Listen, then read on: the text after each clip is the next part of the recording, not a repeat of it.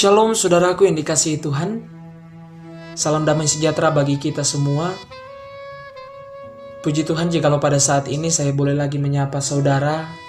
Dimanapun saudara berada, saya yakin dan percaya saudara tetap ada dalam kekuatan tubuh, tetap mengalami cinta kasih, anugerah Tuhan, bahkan berkat-berkat Tuhan dalam kehidupan kita setiap hari.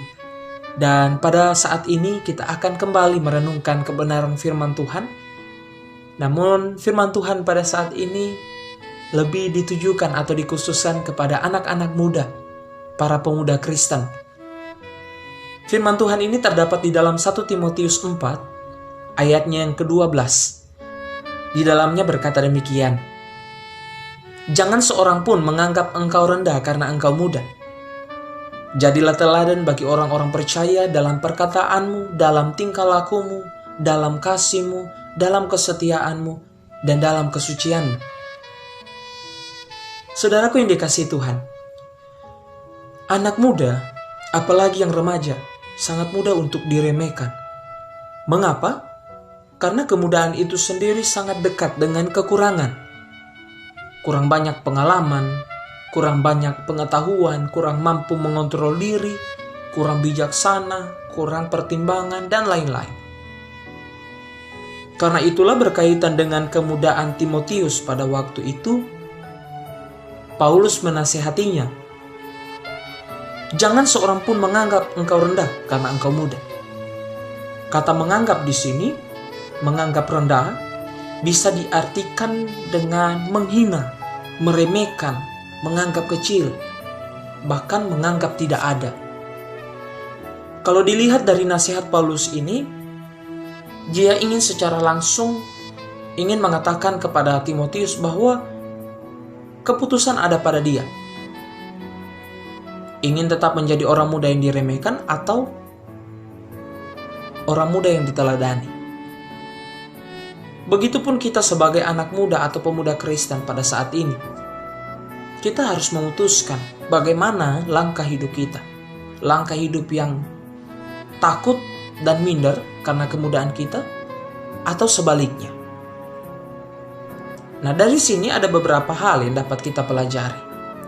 Yang pertama, dari kisah Timotius ini, sebagai orang muda, bagaimana cara Timotius mencegah agar orang tidak merendahkannya? Seperti yang dikatakan atau nasihat dari Paulus, dia mengatakan, "Jadilah teladan." Anak muda yang menjadi teladan tidak akan pernah diremehkan.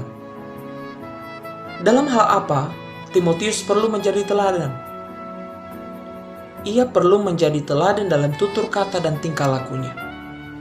Bertutur kata dan bertingkah laku dengan baik dapat membuat orang lain meneladaninya dan tidak akan merendahkannya. Perkataan dan tingkah laku yang baik berasal dari hati yang mengasihi, setia kepada Allah, dan mengambil keputusan untuk hidup kudus dan hidup suci di hadapannya. Mengapa anak muda sering diremehkan oleh orang lain? Salah satu alasannya karena tutur kata dan tingkah laku yang buruk. Dari mulutnya keluar perkataan kotor, menggerutu, terus-menerus mengeluh, membalas caci maki dengan caci maki. Perilakunya membuat orang tua bersedih, malas beribadah, hidup dalam percabulan dan hawa nafsu. Nah, kualitas kita akan terlihat lewat perbuatan dan sikap kita setiap saat. Saudara tentunya pasti mempunyai FB atau WA atau media sosial lainnya. Nah, dari update status kita saja, orang lain sudah bisa menilai bagaimana karakter dan sikap kita. Apakah patut diteladani atau patut menjadi orang-orang yang diremehkan. Orang yang melihat status yang penuh dengan makian terhadap orang lain, dengan status yang memotivasi dan menghibur, tentulah menimbulkan kesan yang berbeda. Hal yang baik jika status kita menyejukkan orang lain, menghibur orang lain, menguatkan orang lain. Firman Tuhan dalam Mazmur 127 ayat 4, di situ dikatakan, "Anak-anak pada masa mudanya seperti anak-anak panah di tangan pahlawan.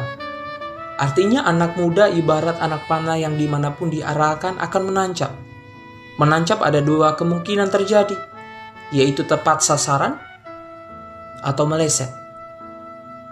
Namun sebagai pemuda Kristen, haruslah tepat sasaran. Perbuatan kita diakui, sikap kita dicontoh, bahkan dapat berdampak bagi sesama. Nah, misalnya, jikalau kita sudah terlanjur diremehkan, bagaimana cara kita untuk mengubah pandangan mereka terhadap kita? Caranya ialah dengan mengembangkan diri. Seperti yang sudah dikatakan di awal, kemudahan itu identik dengan berbagai kekurangan, kurang banyak pengalaman, banyak pengetahuan, kurang mampu mengontrol diri, dan sebagainya. Nah, kekurangan-kekurangan ini bisa diatasi dengan belajar dan berlatih untuk mengembangkan diri. Jika kita membaca terus pada ayatnya yang ke-13 hingga ayatnya yang ke-15, di situ Paulus memberikan nasihat agar Timotius terus memperhatikan nasihat dan pengajaran. Dengan memperhatikan semua itu, pengetahuannya akan bertambah. Bahkan Paulus juga mengingatkan untuk tidak lupa mempergunakan karunia yang dia miliki. Paulus juga menegaskan agar Timotius hidup sesuai dengan apa yang dia pelajari dan terus melatihnya sehingga kemajuannya nyata bagi semua orang. Belajar dan berlatih akan membuat kekurangan-kekurangan yang kita miliki satu persatu sirna. Dalam kehidupan pemuda Kristen, pastinya Tuhan memberikan karunia dan talenta. Namun masalahnya, apakah karunia, talenta, atau kepintaran yang Tuhan berikan mampu kita kembangkan atau tidak? Karena tanpa belajar dan berlatih, maka tidak akan ada perubahan dalam hidup kita. Hanya dengan belajar dan berlatih, hari demi hari kita mengalami kemajuan.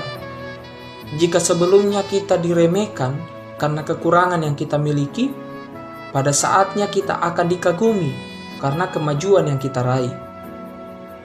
Hanya orang yang mau belajar dan berlatih yang akan mampu mengubah remehan atau hinaan menjadi kekaguman dan pujian.